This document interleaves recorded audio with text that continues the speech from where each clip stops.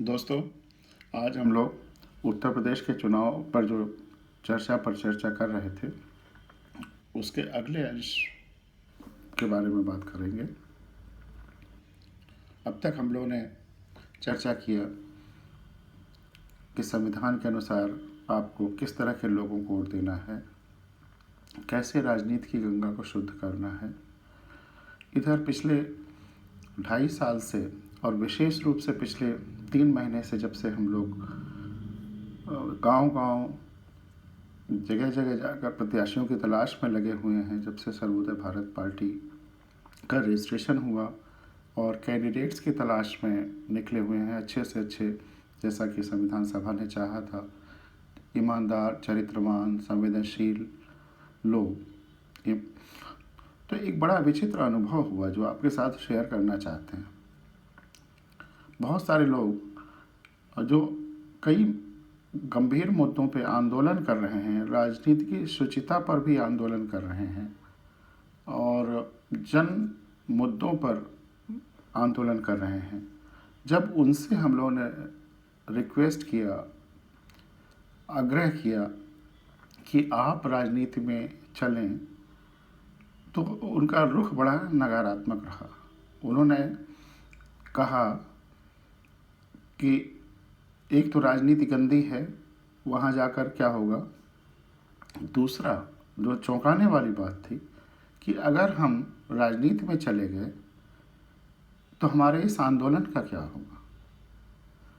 मैंने उनसे कहा कि आप जिन मुद्दों के लिए आंदोलन कर रहे हैं, राजनीति के द्वारा विधानसभाओं और लोकसभा में चलकर आप उन मुद्दों को स्वतः हल कर सकते हैं, उसके लिए नियम कानून बना सकते हैं, उन समस्याओं को दूर कर सकते हैं। तो उनको ये जो तब भी वो तैयार नहीं हुए, कहा कि नहीं, वह संभव नहीं है। और फिर हमारे आंदोलन का क्या होगा जब वो खुद विधानसभाओं और लोकसभा में चलकर अपने उन जन समस्याओं को हल करने के लिए तैयार नहीं हैं।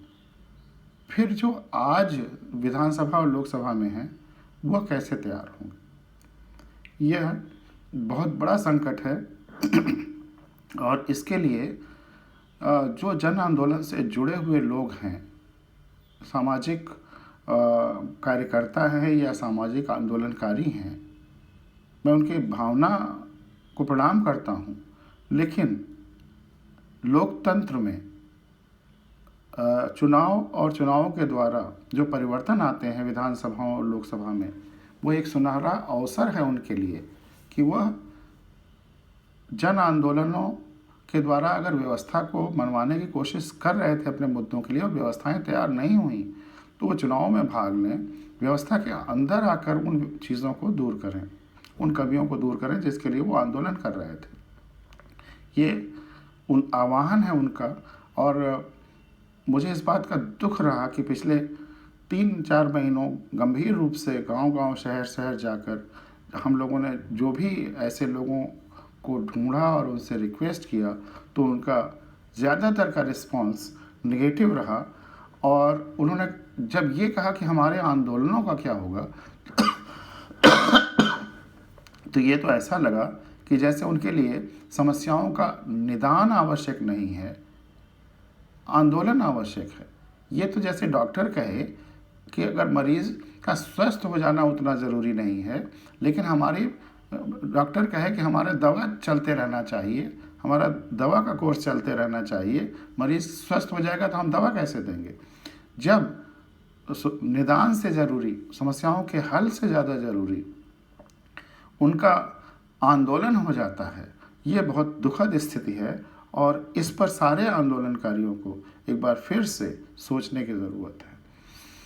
और इसी तरह से हम लोगों ने पिछले 3 महीने 4 महीने में उत्तर प्रदेश के हर क्षेत्र में दौरे किए, हमारे लोग ढूंढते रहे। हम हर विधानसभा क्षेत्र के हर कॉन्स्टिट्यूंसी में अच्छे प्रत्याशी ढूंढ तो रहे थे, लेकिन इस चुनाव में हर एक पर नहीं खड़े कर पाए। अभी तक करीब 70 के आसपास हमारी लिस्टें जारी हो चुकी हैं। सर्वोदय भारत पार्टी की और भी जारी होने जा रही हैं और चुनाव के अंतिम चरण के नॉमिनेशन तक ये संख्या काफ़ी बढ़ जाएगी। लेकिन यह भी सच है कि हम हर विधानसभा क्षेत्र में अपने प्रत्याशी नहीं खड़े कर पाए हैं। अधिकांश में खड़े करेंगे, लेकिन कुछ छूट भी जाएंगे, छूट जा रहे हैं।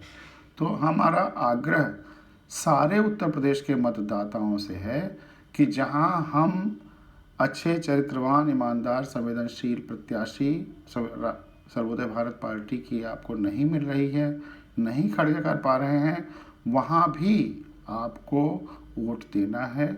आपके विधानसभा क्षेत्र में जो भी सबसे अच्छा चरित्रवान, ईमानदार, संवेदनशील व्यक्ति है, चाहे वह इंडिपेंडेंट हो, चाहे किसी भी पार्टी का हो, आपको वोट देना है। आपका वोट अमूल्य है, बहुमूल्य है, उसको बर्बाद नहीं करना है।